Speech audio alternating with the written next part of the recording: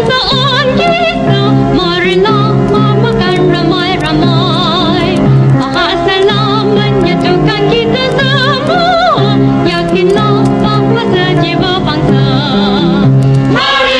Marilah ya semua, buktikan tak sedia dengan satu bahasa.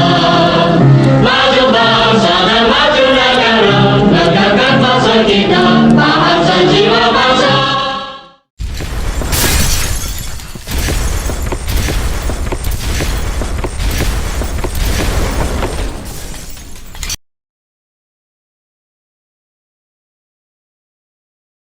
Assalamualaikum dan selamat sejahtera. Hari ini, saya, Wan Amira Irani binti Wan Azmi bersama dua rakan saya, Akila Ilani binti Muhammad Noor dan Batu Syaizah binti Muhammad Azlan akan mengupas tentang satu topik bertajuk kedudukan dan cabaran bahasa Melayu di Malaysia.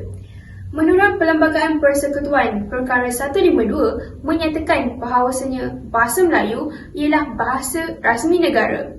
Kita juga dapat lihat sejarah pertumbuhan dan perkembangan bahasa Melayu pada zaman dahulu membuktikan bahawasanya bahasa Melayu pernah diangkat sebagai bahasa lingua franca ataupun bahasa perantara di Asia Tenggara, khususnya pada zaman Kesultanan Melayu Melaka. Namun begitu, ada setengah pihak menganggap bahasa Melayu ini tidak mantap dan belum boleh dibanggakan kerana status pencapaian yang merudum jika dibandingkan dengan pencapaian yang dicatatkan pada zaman kegemilangan Melayu terdahulu. Apa yang lagi menyedihkan, terdapat segelintir rakyat dan pemimpin seolah-olah meminggirkan dan memandang enteng akan peranan bahasa Melayu. Jadi, untuk mengupas lebih lanjut tentang topik kita ini, kita bawakan dua orang yang arif tentang bahasa Melayu untuk menjawab segala persoalan kita pada hari ini. Selamat datang Encik Roslan bin Anwar dan Puan Nurul Akilah binti Muhammad Azlan. Terima kasih kerana sudi meluangkan masa dan hadir untuk menjawab soalan kita pada hari ini. Sama-sama. Bismillahirrahmanirrahim. Assalamualaikum, salam bahagia, salam sejahtera. Dipanjangkan lagi umur kita hari ini dapat bertemu bersama-sama dalam membahas satu topik yang cukup dekat dengan kita. Baiklah, sebelum itu saya Akila Ilani binti Muhammad Noor. Ya, terima kasih saya ucapkan kepada tetamu jemputan kita hari ini kerana sudi meluangkan masa bersama dalam menyertai perbincangan ilmiah dengan topik yang relevan untuk kita berkongsi bersama untuk terutamanya dalam melihat kedudukan dan cabaran bahasa Melayu dalam tamadun Malaysia boleh dikatakan dalam konteks hari ini. Baiklah, tetamu yang cukup istimewa sudah pun bersiap sedia bersama dengan saya. Sekali lagi saya kenalkan Encik Roslan bin Anwar ataupun lebih selesa dipanggil Cikgu Roslan. Jadi apa khabar Cikgu? Sihat ya? Alhamdulillah, sihat. Okey, baik. Sebelum saya mengutarakan soalan pertama, terimalah serangkap pantun yang berbunyi, ingin rasa memakan kari cendawan berbatang keladi, girang rasa tidak terperi, bertemu tuan-puan yang baik budi. Baik Cikgu, boleh balas ke pantun yang diberi? Agak susah nak balas on the spot ni. Baiklah, tanpa membuang masa, saya akan terus kepada topik perbincangan kita pada hari ini. Okey, jadi Cikgu, seperti mana kita tahu, bahasa bukan sahaja sebagai medium dalam menyampaikan maklumat, akan tetapi merupakan lambang kepada wujudnya sesebuah negara.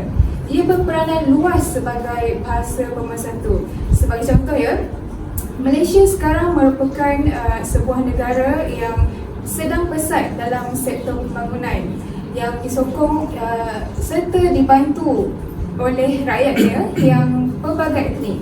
Jadi soalan saya, adakah penggunaan bahasa Melayu yang mapan dalam kalangan masyarakat penting bagi menjamin hubungan yang terjalin kukuh dalam ketamadunan di Malaysia? Silakan Cikgu. Okay, terima kasih ya, Saudari Akilah ya. Baik, apabila kita berbicara tentang bahasa, saya boleh simpulkan bahawa daripada soalan yang panjang tu saya simpulkan kepada bahasa Melayu sebagai bahasa perpaduan. Boleh kan? Sorry. Baik, bila kita bicara tentang bahasa Melayu sebagai bahasa perpaduan, sebenarnya bahasa Melayu ni telah wujud berkurung lamanya.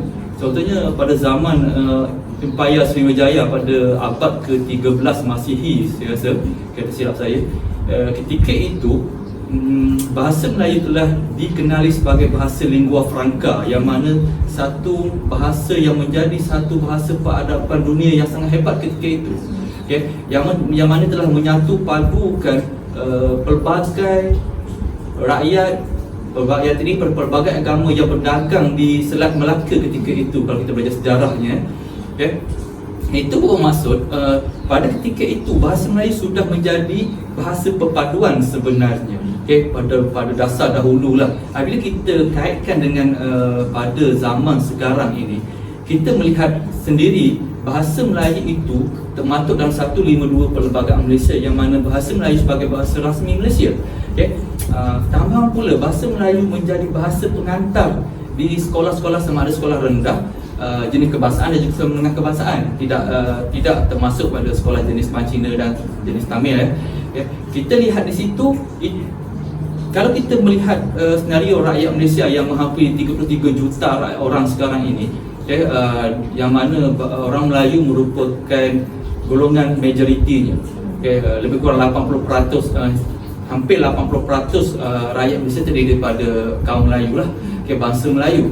Dan kita lihat kebanyakan orang Melayu ini tidak faham atau langsung tidak memahami bahasa-bahasa mudah Tamil ataupun Cina. Tetapi jika kita lihat, kita bercakap dengan kanak-kanak Tamil ataupun kanak-kanak berketurunan India ataupun berketurunan Cina, mereka boleh berkomunikasi dengan baik walaupun tidak fasih atau kita istilahkan sebagai pelat. Okay? Dia masih lagi boleh bercakap ataupun berkomunikasi dengan orang Malaysia. Jika kita bandingkan dengan kita, orang Melayu ini ingin bercakap dalam bahasa Cina mudah ataupun bahasa Tamil yang mudah, kita tidak memahami cara ataupun apa yang mereka berkatakan. Jadi kita simpulkan di situ, bermaksud bahasa Melayu ni bahasa yang mudah dan bahasa yang boleh difahami oleh semua kelompok Malaysia, rakyat Malaysia yang berada di negara kita. Maksudnya ini boleh dikatakan itulah bahasa Malaysia sebagai bahasa perpaduan. Jadi kita boleh simpulkan di situ, kalau ditanya bahasa Melayu sebagai bahasa perpaduan, memang benar bahasa Melayu memang boleh dikatakan sebagai bahasa perpaduan, yang mana seluruh rakyat Malaysia kemungkinanlah ada yang mungkin 0.3%, 0.0% yang ada yang tidak memahami langsung bahasa Melayu ini. Mungkin adalah kaum Cina ataupun bahasa-bahasa India dan Cina yang berada di pedalaman yang tidak pernah didedahkan dengan bahasa Melayu, yang hanya bertumpu pada keluarga Cina dan India sahaja. Okay? Tapi saya rasa memang bahasa Melayu sebagai bahasa perpaduan sangat tepat kalau kita kira pada waktu inilah. Okay, saudari. Baiklah, terima kasih Cikgu Roslan ke banyak perkongsian yang saya rasa memberikan makna yang jelas, terutama dalam istilah bahasa perpaduan yang kita kata boleh perpaduan melalui bahasa Melayu ini, perpaduan dapat dieratkan. Ya, betul. Okey. Dapat kita simpul bila sesuatu manusia itu fasih berbahasa kebangsaan di negaranya, sedikit sebanyak dapat merapatkan perpaduan antara kita semua. Saya tengok satu cerita yang mana saya pernah pergi ke satu kawasan di Kuala Terengganu, yang ketika itu saya ingin beli barang di satu kedai Cina. Pada ketika itu dua orang berbahasa Cina ini bercakap bahasa Melayu. Saya tanya, "Uncle, kenapa Uncle bercakap bahasa Cina sedangkan bahasa Melayu sedangkan dua-dua ni bahasa Cina?" Dia cakap, saya baru tahu sebenarnya bahasa Cina banyak bangsa dia. Contohnya ada bahasa Hokkien, bahasa Ke, bahasa Hailam, dan antara bangsa-bangsa tersebut tidak memahami bahasa mereka sendiri. Mungkin ada intonasi yang berbeza dituturkan, tetapi mereka menggunakan bahasa Melayu untuk berkomunikasi. Okay? Sebagai bahasa rasmi. Ya, itu jelaslah menunjukkan bahawasanya walaupun mereka ada kalangan Cina, kaum Cina tidak memahami bahasa Cina. Ya, mungkin ada faktor-faktor yang tentu, tapi mereka menggunakan bahasa Melayu untuk berkomunikasi. Itu jelas kita lihatlah, kita nampak bahasa Melayu memang betul sebagai bahasa perpaduan. Dapat mengeratkan Ya, antara betul. kita. Okay. Terima kasih Cikgu Roslan. Baiklah, masih lagi mengenai isu penggunaan bahasa Melayu. Seterusnya, bagi mengulas isu ini, ingin saya bertanyakan pendapat atau pandangan dari Puan Akilah pula tentang seberapa pentingnya penggunaan bahasa Melayu ini demi menjamin hubungan terjalin kukuh dalam tamadun Malaysia hari ini. Silakan Puan. Terima kasih atas soalan saya tadi. Saya amat tertarik dengan soalan ini kerana kita memang tahu perpaduan memang berkait rapat dengan ketamadunan. Tamadun adalah gambaran yang menunjukkan sesuatu bangsa, sesuatu negara telah maju, telah mencapai sesuatu nilai yang tinggi. Begitu juga dengan perpaduan. Kita di Malaysia, kita mempunyai pelbagai kaum dan pelbagai etnik. Jadi kita perlu bersatu padu untuk memastikan negara kita tetap aman. Perpaduan ni secara mudahnya kita berkata mengenai keharmonian negara kita. Tanpa keharmonian negara, kita tak akan dapat sampai ketamadunan yang tinggi. Salah satu medium yang kita boleh gunakan untuk mencapai perpaduan adalah bahasa Melayu. Nilai bahasa Melayu yang sangat tinggi memang berkait rapat dengan perpaduan. Kita boleh guna penggunaan bahasa Melayu sehari-hari ini memberi kita pemahaman yang sama. Walaupun kita berbeza latar belakang, berbeza agama maupun kepercayaan, tetapi dengan satu bahasa, satu tiang bahasa itu kita boleh menyatupadukan semua rakyat. Seperti yang saya ada maklumkan tadi, bahasa jiwa bangsa. Setiap manusia yang ada dalam Malaysia ni perlu merasai, menjiwai bahasa Melayu itu sendiri supaya mereka ada rasa sayang terhadap negara. Kita tidak perlu sama warna kulit, sama warna rambut, sama kepercayaan untuk bersatu padu untuk menumbuhkan satu perpaduan, rasa perpaduan ini. Tapi kita boleh menggunakan medium-medium yang ada, dan kita sekarang bercakap tentang bahasa Melayu. Jadi bahasa Melayu ni boleh menjadi bahasa perantara yang cukup bagus supaya kita dapat mencapai perpaduan yang diinginkan. Seperti yang kita tahu, bahasa Melayu ni dah jadi buah frangka sejak abad ke-7 lagi, di mana semua orang datang dan berkumpul serta berdagang di tanah Melayu. Mereka berdagang, bekerja, walaupun mereka daripada berbeza negara, ada negara Arab, negara India, negara Cina, tapi mereka telah menggunakan bahasa Melayu sebagai bahasa pengantar. Dan di situ kita nampak mula-mulanya mereka ada kefahaman. Mereka tak ada bergaduh, tak ada berperang, tapi mereka mula dah untuk bersatu hati menggunakan satu benda, dan mereka dapat melancarkan segala proses yang mereka lakukan kerana kesepaduan, satu hati yang mereka rasa, kerana mereka rasa bangga sebab mereka menggunakan satu bahasa walaupun berlainan bangsa. Terima kasih Puan Akilah, isi yang sungguh padat dan bernas. Dapatlah diertikan bahawa bahasa Melayu sebagai bahasa perpaduan, bahasa yang menjadi lambang penyatuan suara yang digunakan sebagai alat perhubungan dalam lingkungan satu kelompok manusia. Cukup bernas hujah yang diberikan oleh tetamu-tetamu kita pada hari ini. Tanpa kita melengahkan masa lagi, beralih kita ke soalan kedua. Sekarang saya ingin meneruskan ke soalan kita yang kedua untuk sesi temu bual pada hari ini. Okey, Puan Akilah, sebenarnya soalan saya agak panjang, tapi insyaAllah saya rasa dengan ilmu ataupun dengan orang kata pengalaman yang cukup dan meluas, boleh sangat untuk kedua-dua tetamu khas kita untuk menjawab persoalan kita pada hari ini. Okey, persoalan saya berbunyi begini ya. Ketamadunan di Malaysia yang harmoni terhasil di atas sebab pembinaan negara bangsa yang memiliki semangat yang gigih. Pada pandangan Puan Akilah, Apakah cabaran yang dihadapi dalam melazimi ataupun membiasakan penggunaan bahasa Melayu dalam era serba moden ini ataupun dalam era globalisasi ini? Silakan Puan. Terima kasih atas soalan tersebut. Okey, sebenarnya banyak cabaran-cabaran yang kita perlu tempuri dalam memartabatkan bahasa Melayu. Salah satu cabaran yang kita hadapi sekarang ialah era globalisasi, iaitu ataupun kita panggil era moden sekarang, di mana capaian ICT di hujung jari. Yang pertama sekali, kebanyakan maklumat yang kita perolehi daripada internet semuanya adalah dalam bahasa Inggeris. Sama ada untuk pekerjaan, temu bual, temu ramah, pendidikan, pembelajaran, terutamanya subjek sains dan matematik. Kalau kita boleh lihat, semuanya diberitahu atau disampaikan melalui bahasa Inggeris kerana ia nampak lebih mudah dan senang untuk difahami. Okey, selain itu, semua maklumat juga menggunakan bahasa Inggeris. Maksudnya di sini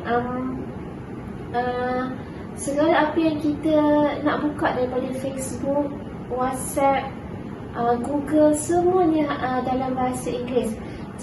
Kecuali kita mahu mengalihkan bahasa ke bahasa Melayu, mereka tidak sediakan terus ke bahasa Melayu kecuali kita yang alihkan.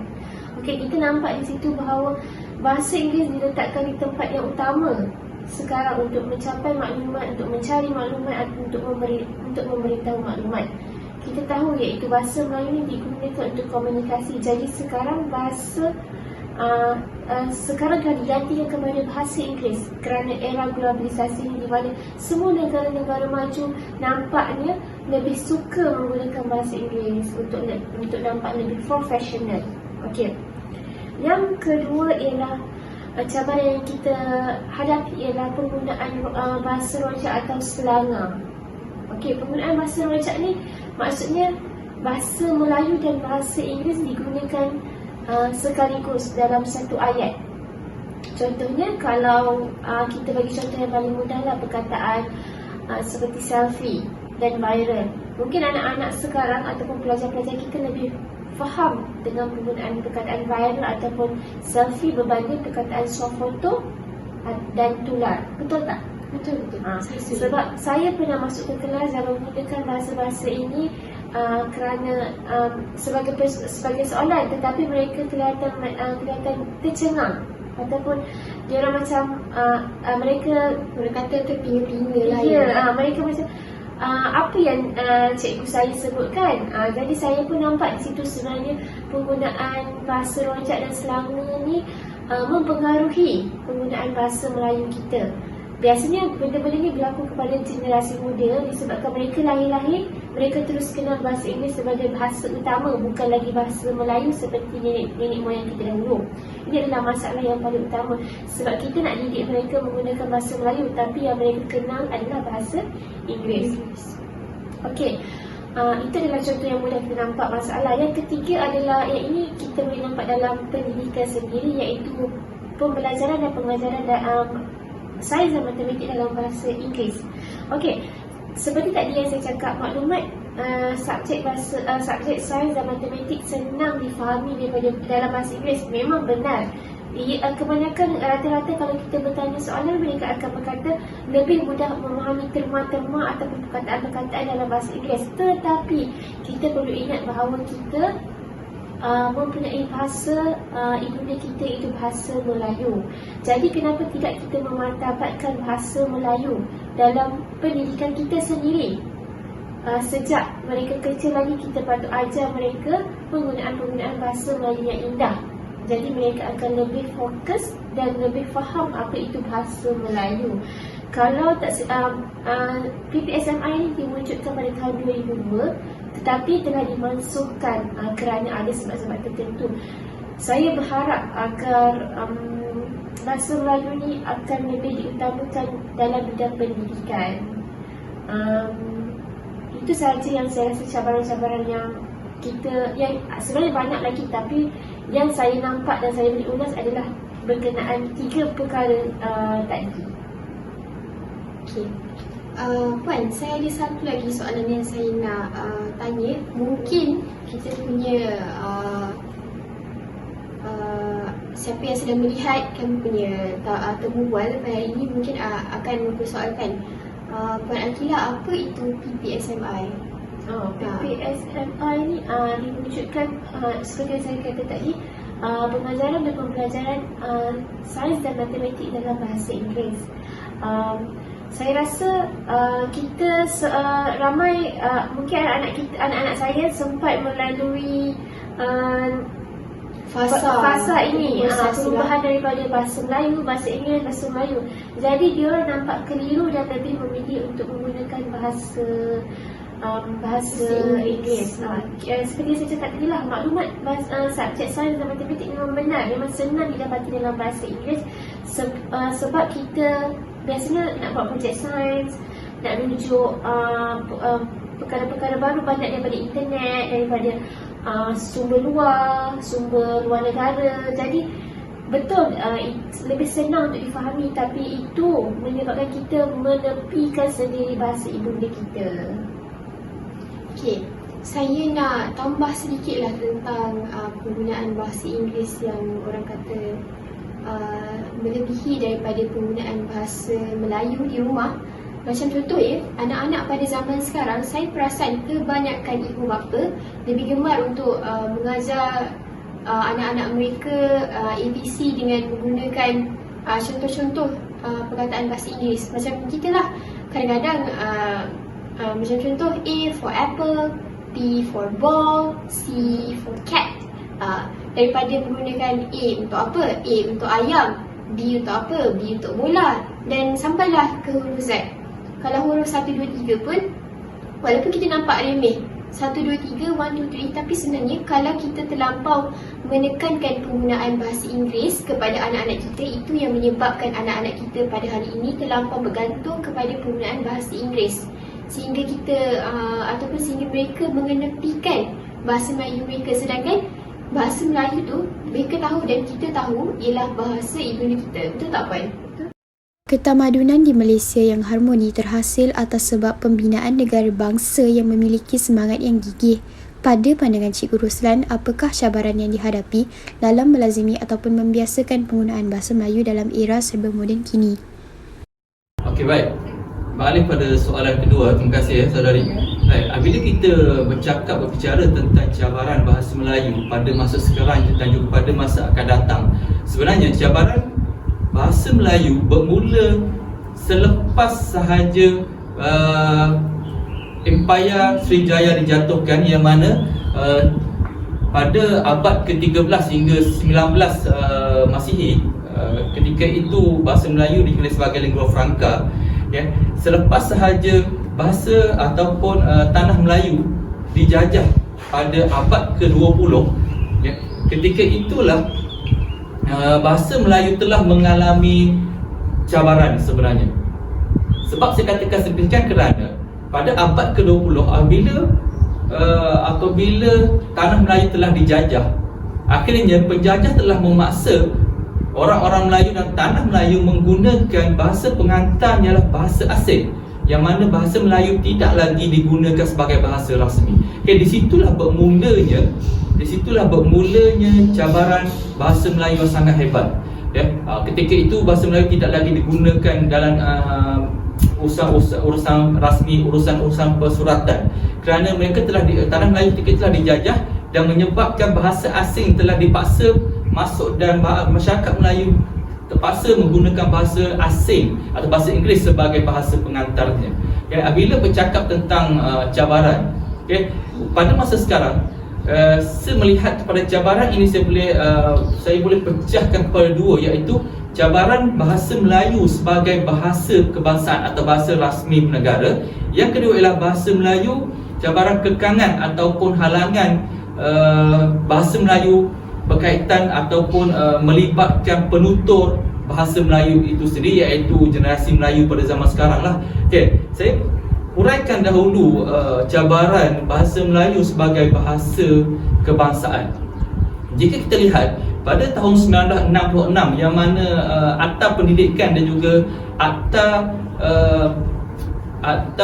Pengajian Tinggi Swasta pada tahun 1996 telah diluluskan, yang mana Institut Pengajian Tinggi Swasta ataupun IPTS dibenarkan menggunakan bahasa Inggeris sebagai bahasa pengantar. Di situ kita memikir kenapa dibenarkan, walaupun itu IPTS bukannya Institut Pendidikan Tinggi Awam, kenapa dibenarkan? Kan yang kita benarkan IPTS menggunakan bahasa Inggeris sebagai bahasa rasmi, sedangkan termaktub dalam 152 Perlembagaan Malaysia yang mana bahasa Melayu ialah bahasa rasmi negara kita. Jadi sepatutnya mereka telah menetapkan, walaupun IPTS sepatutnya menggunakan bahasa Melayu sebagai bahasa pengantar.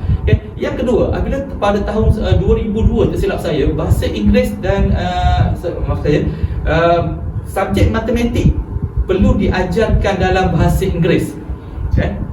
Matematik dan sains perlu diajarkan dalam bahasa Inggeris. Di mana kita hendak memartabatkan bahasa Melayu ketika itu?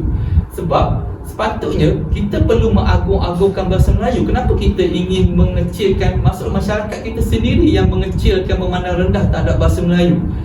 Sepatutnya pengajaran sains dan matematik dalam bahasa Inggeris itu tidak perlu diwujudkan kerana kita ingin memartabatkan bahasa Melayu.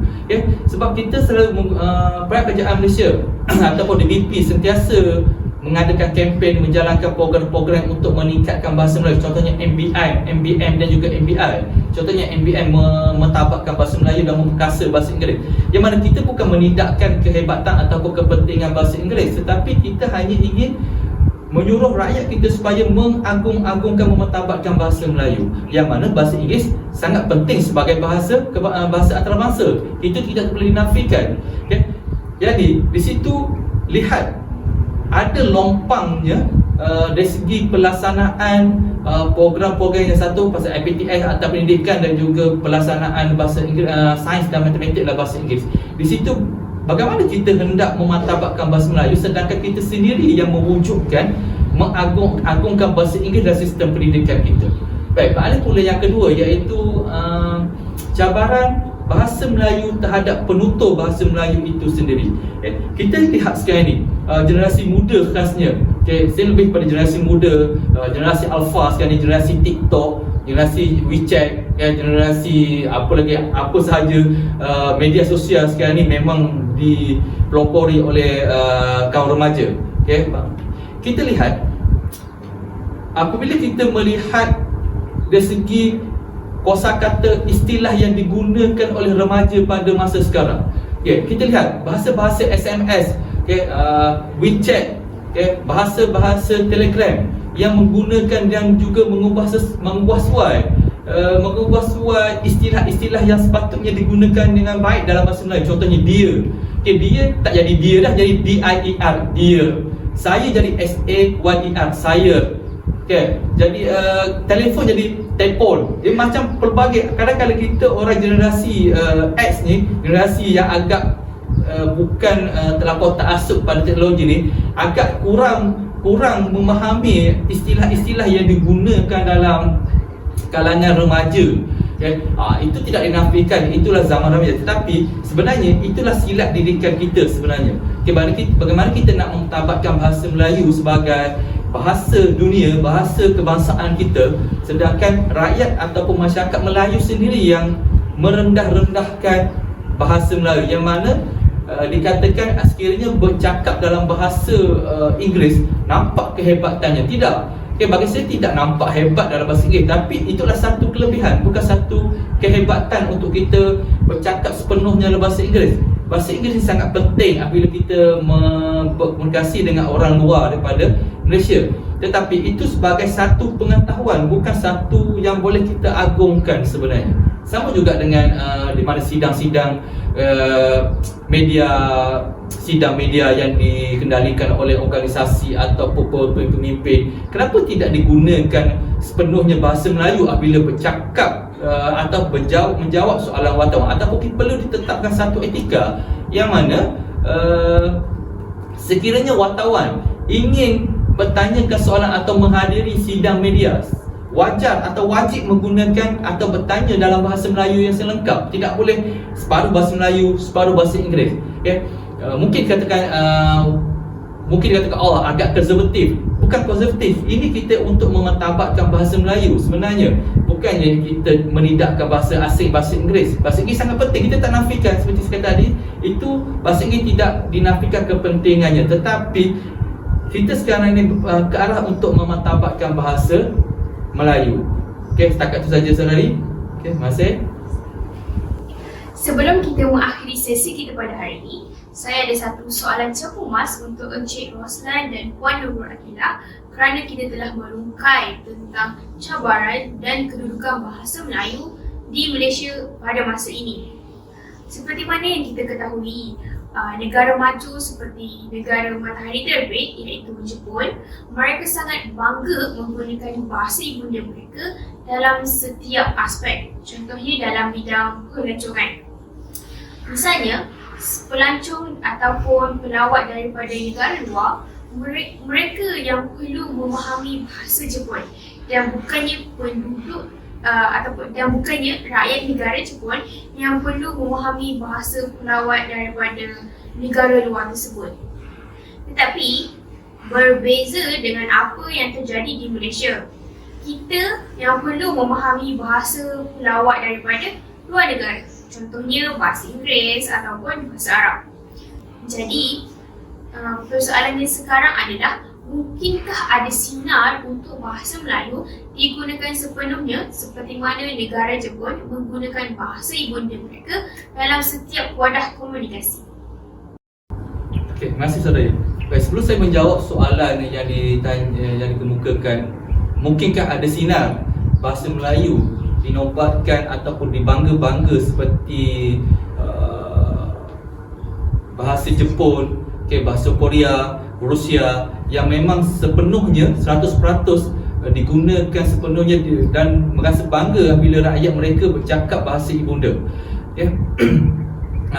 Dan rakyat ataupun pelancong-pelancong asing datang ke negara mereka, ingin melancong ke negara mereka, terpaksa mempelajari bahasa mereka yang mana hanya minoriti sahaja yang memahami bahasa Inggeris, yang mana mereka sentiasa menekankan bahasa ibunda mereka. Okey, saya kembali mula zaman Empayar Sriwijaya, yang mana sewaktu itu saya dah katakan pada awal perbincangan tadi, yang mana bahasa Melayu dinobatkan sebagai lingua franca, yang mana pedagang-pedagang dari seluruh dunia yang berkumpul ingin berdagang di Selat Melaka ketika itu terpaksa mempelajari bahasa Melayu sepenuhnya, untuk bahasa-bahasa, untuk urusan-urusan rasmi, untuk bahasa-bahasa persuratan, yang mana ketika itu bahasa Melayu memang berada di puncak kegemilangannya, dikenali di seluruh dunia. Mungkin adakah sinarnya, kemungkinankah situasi itu akan berlaku bahasa Melayu sebagai bahasa dunia? Ini pendapat peribadi saya, untuk menjadi bahasa Melayu sebagai bahasa dunia tu mungkin agak sukar. Oleh sebab bahasa Inggeris menjadi bahasa nombor satu komunikasi dunia pada masa sekarang. Tapi untuk menjadi bahasa kebanggaan rakyat sendiri, itu tidak sukar saya rasa. Seperti saya katakan tadi, cabaran-cabarannya ialah satu, ialah cabaran kepada penutur itu sendiri. Maksud di sini, kita sebagai rakyat Malaysia perlu rasa bangga terhadap bahasa Melayu. Bahasa Melayu sebenarnya agak mudah. Dia menerima pelbagai istilah pinjaman dalam bahasa Inggeris, dalam bahasa Arab, diasimilasikan sedikit untuk menjadikan bahasa Melayu itu sebagai bahasa yang mudah dan terbuka untuk menerima pinjaman daripada istilah-istilah bahasa lain. Jadi di sini kenapa kita nak malu untuk bertutur bahasa Melayu? Sedangkan kita lihat negara Jepun tidak bergantung ekonomi, tidak bergantung pada mereka. Rusia hebat dalam sistem arkitekturnya. Tetapi untuk orang Malaysia, kita ni negara yang sedang membangun. Nak dibandingkan negara China dari segi ekonomi, sistem telekomunikasinya, dari segi sistem teknologi maklumat dan komunikasinya, agak jauh ketinggalan dengan Korea, dengan China, dengan Jepun berbandingkan dengan Malaysia. Tapi bukan untuk menidakkan, memperkecilkan Malaysia, tetapi saya mengajak semua rakyat Malaysia ini supaya bangga menjadi rakyat Malaysia dan juga bercakap atau berkomunikasi dalam bahasa Melayu sepenuhnya. Anda kata orang asing datang ke Malaysia, mereka perlu mempelajari bahasa Melayu, yang mana bahasa Melayu itu bahasa kita agungkan. Tapi tidak, kita lebih selesa bercakap dalam bahasa Inggeris, apatah lagi di khalayak ramai, menunjukkan kita ni orang yang sangat akademiknya tinggi, sangat ilmiah kerana menuturkan bahasa Inggeris. Tetapi tidak, jangan terkejut kalau Profesor Emeritus Abdullah Hassan, bekas pensyarah saya sewaktu di universiti dahulu, Universiti Pendidikan Sultan Idris, langsung tidak menggunakan bahasa Inggeris dalam sesi pengajarannya dalam kuliahnya. Tetapi andai kata dia ingin bercakap dalam bahasa Inggeris, dia akan bercakap satu ayat yang lengkap. Tak ada cakap how are you? I harap okey lah. Langsung tak ada. Itu dah merojak jadi bahasa Melayu, dah jadi bahasa rojak sebenarnya. Jangan malu untuk bercakap dalam bahasa Melayu yang penuh. Berbanggalah kita sebagai rakyat Malaysia yang mana kita pernah mengungguli, berada di puncak dunia ketika itu. Dan saya harap rakyat Malaysia, khasnya generasi muda pada zaman sekarang, jangan terlampau taksub kepada bahasa Inggeris. Tambah pula sekali dah jadi satu kegilaan, iaitu Korean pop ataupun K-pop, sampai menidakkan bahasa-bahasa Melayu, ingin mempelajari bahasa Korea, yang mana bahasa Melayu tunggal langgang bercakap, tapi ingin belajar dalam bahasa Inggeris juga bahasa Korea. Tak jadi masalah untuk belajar bahasa kedua, bahasa ketiga, bahasa keempat, tak jadi masalah. Tetapi kita tanamkanlah diri kita cinta akan bahasa Melayu supaya bahasa ini tidak lagi dipandang rendah oleh masyarakat dunia. Sedangkan kita sendiri yang memandang rendah bahasa Melayu, apatah lagi masyarakat dunia. Kemungkinan soalan itu mungkin sudah menjawab soalan saudari. Terima kasih kepada Encik Roslan atas perkongsian dan keterangan sebentar tadi mengenai masihkah ada sinar bahasa Melayu ini digunakan sepenuhnya seperti mana negara Jepun menggunakan bahasa ibunda mereka. Sebagai rakyat Malaysia, kita perlu sedar akan kedudukan bahasa kita dan kita perlu melakukan pelbagai cara untuk memartabatkan bahasa kebangsaan kita. Hendak seribu daya, tak hendak seribu dalih. Seterusnya, marilah kita mendengar hujahan Puan Nurul Akilah mengenai masihkah ada sinar bahasa Melayu ini digunakan sepenuhnya seperti di Jepun. Dipersilakan Puan Nurul Akilah. Ya, bagi saya masih ada harapan dan sinar untuk kita memartabatkan bahasa Melayu seperti mana negara Jepun memartabatkan bahasa mereka.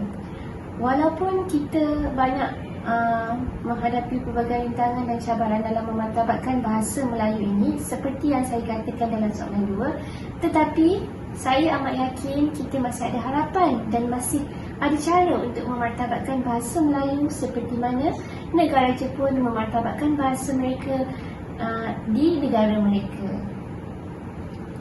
Dengan itu, jelaslah apa yang telah diperkatakan oleh Puan Akilah sebentar tadi bahawa beliau bersetuju dan menyatakan bahawa masih ada sinar untuk bahasa Melayu dimartabatkan seperti mana bahasa Jepun dimartabatkan oleh rakyat Jepun sendiri.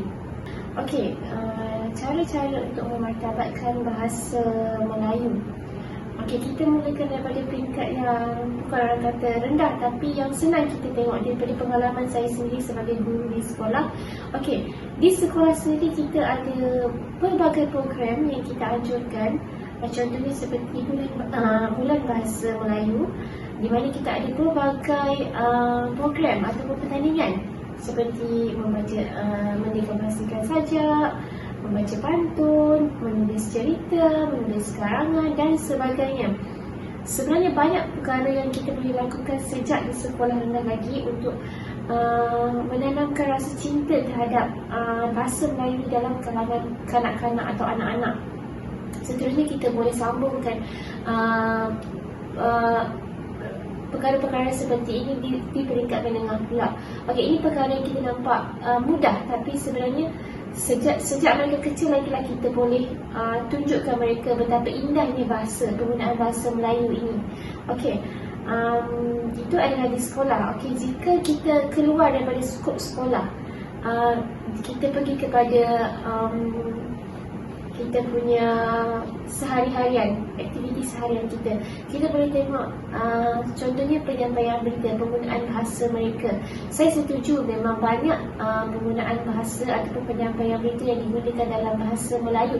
Tetapi masih ada juga orang yang memilih untuk menonton bahasa Inggeris kerana mereka diberi pilihan untuk menonton sama ada bahasa Inggeris atau bahasa Melayu.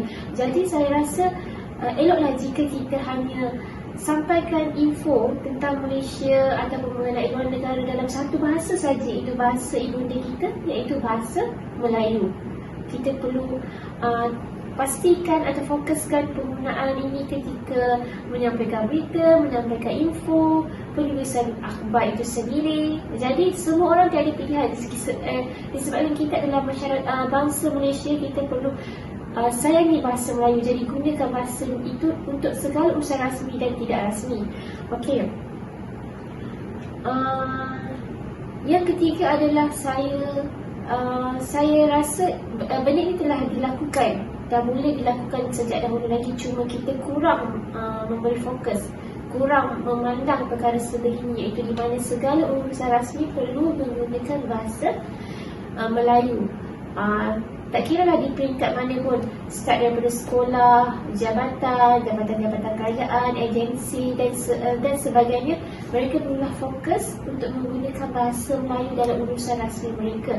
Mungkin kalau kita tengok benda yang mudah adalah bila kita pergi terbual kan, nanti dia akan bagi kriteria. Okey, orang yang datang termuda ni perlulah pandai berbahasa Inggeris, perlulah pandai berbahasa Mandarin. Sebenarnya itu tidak patut sama sekali. Saya tidak patut sama sekali dijadikan kriteria, disebabkan kita adalah satu bangsa yang kita ni dipayungi ataupun duduk dalam satu kepompong, iaitu di mana bahasa Melayu adalah bahasa ibunda kita, bahasa yang kita gunakan sebagai perantara untuk komunikasi. Jadi tak bolehlah pergi ke syarikat A, kriteria utama adalah berbahasa Inggeris, pergi syarikat B, kriteria kedua adalah berbahasa Melayu. Adakah kita dipandang kolot jika kita tidak pandai berbahasa Inggeris? Tidak ya, jadi kita perlu faham, kita perlu pastikan semua orang di peringkat mana pun, maupun ibu bapa, sekecil-kecil anak faham bahawa segala apa yang mereka lakukan daripada anak-anak kita hinggalah ke agensi-agensi yang besar, bahasa Melayu adalah bahasa untuk urusan rasmi. Okey, kita faham perkara-perkara seperti ini berlaku mungkin sebab mungkin tanggapan orang luar ataupun tanggapan kita sendiri bila kita pandai bahasa Inggeris, kita ada nampak maju, nampak profesional, nampak lebih gah. Seperti yang saya cakap tadi, itu tidak benar sama sekali. Seperti di negara Jepun, kita tahu mereka sangat-sangat mempunyai semangat patriotik yang tinggi dalam diri mereka. Mereka menjadikan bahasa Jepun sebagai bahasa ibunda mereka, memang bahasa utama, tak ada bahasa pilihan. Kata untuk bahasa pilihan seperti bahasa Inggeris untuk berkomunikasi, untuk mendapatkan kerja, tidak. Bahasa Jepun adalah satu-satunya bahasa yang mereka cintai. Kita sepatutnya menjadi seperti mereka. Jika tidak salah, saya rasa semua orang pernah dengar bahasa jiwa bangsa. Kita kena faham, bahasa ini menunjukkan perpaduan kita dalam bangsa Malaysia. Jadi kalau kaum A, kaum B, kaum C semua bercakap dalam bahasa berbeza, itu tidak menunjukkan perpaduan dan tidaklah menjawab segala soalan kepada soalan saudari-saudari hari ini. Jadi saya yakin dan percaya semua kita dah lakukan, cuma kita tidak fokus.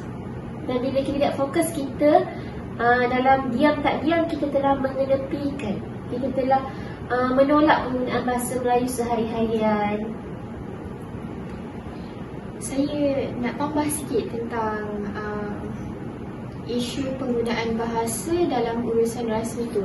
Saya sebagai orang yang bekerja dalam bidang-bidang yang seperti inilah, yang perlu berkomunikasi, perlu bertanya itu ini kepada orang, saya perasan memang dalam kebanyakan jabatan, agensi ataupun pertubuhan, mereka lebih gemar untuk menggunakan bahasa Inggeris sebagai bahasa pengantara kerana mereka berpendapat bahawa jika kita menggunakan bahasa Inggeris sebagai bahasa perantara, kita akan lebih nampak gah, lebih profesional, lebih bijak, lebih tahu itu ini, lebih mempunyai banyak ilmu berbanding orang yang menggunakan bahasa Melayu. Sedangkan itu adalah tidak sama sekali benar. Kita sepatutnya sebagai rakyat Malaysia bangga dengan bahasa kita, bangga dengan baik-baik bahasa kita yang indah, yang pelbagai maksud, yang pelbagai orang kata warna, yang cantik bahasa ni. Bahasa Melayu ni bahasa yang sangat cantik bagi saya. Saya nak ceritakan sikit pengalaman saya sewaktu saya di bangku sekolah ya. Saya dulu seorang yang sangat pendiam sebenarnya, orangnya tak banyak bercakap. Tapi Alhamdulillah hari ini selepas saya banyak diajar, selepas saya banyak diberi panduan, bimbingan, saya sekarang Alhamdulillah memang suka untuk bertanya, suka untuk bercakap dengan orang. Ada satu hari tu saya perlu menjawab soalan dalam bahasa Inggeris, tapi atas sebab saya kurang pengetahuan, kurang orang kata pendedahan kepada bahasa Inggeris tu, saya gagap, saya malu untuk jawab dalam bahasa Inggeris dengan saya punya tata bahasa, saya punya kosakata yang tunggang langgang. Memang orang kata orang gelakkan saya sebab saya tak reti bercakap dalam bahasa Inggeris, sedangkan saya ni orang Malaysia yang sepatutnya bangga dengan bahasa Melayu. Tapi sebab hari tu, bermula dari titik hari tu yang jadi, perkara hari tu yang jadi, saya jadi sangat menekankan bahasa Inggeris. Saya rasa macam, oh, kalau aku betul-betul ataupun aku bercakap dalam bahasa Inggeris, orang akan pandang tinggi pada aku. Macam tu lah. Tapi makin lama makin saya sedar, makin terbuka mata saya ni, bahasa Melayu ni sebenarnya bahasa yang sangat indah, bahasa yang sangat perlu kita jaga. Orang kata biarlah kita berputih tu pelajar, kita putih mata. Jangan satu hari nanti kita punya anak-anak ataupun kita punya generasi baru ni dah tak reti langsung menggunakan bahasa Melayu. Tolong jangan, nanti kita semua akan menyesal. Betul itu Encik Roslan dan Puan Nurul Akilah. Rakyat Malaysia seharusnya sedar bahawasanya bahasa ibunda kita ini sedang mengalami kemerosotan kerana terdapat pelbagai halangan dan cabaran yang telah menduga kehebatan dan keunikan bahasa ibunda kita ini. Jadi, sekiranya kita tidak menjaga bahasa ibunda kita ini, mungkin suatu hari nanti bahasa ibunda kita ini akan hilang ataupun sirna dalam kehidupan masyarakat kita. Jadi jutaan terima kasih buat Puan Nurul Akilah dan Encik Roslan kerana sudi hadir dan menjawab segala persoalan kita pada hari ini. Jadi itu sahaja daripada kami. Sekian, terima kasih.